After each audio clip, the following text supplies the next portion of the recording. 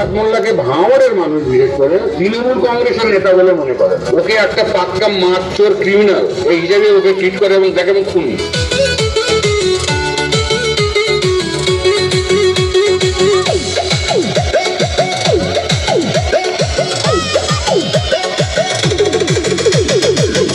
Bomb মারিস আর bomb বাঁধিস, গোলাবাজির টাকা নিয়ে মধুর হাড়ি চেটে, ভোটে হেরে ধর্ণা দেবে কালীঘাটের গেটে।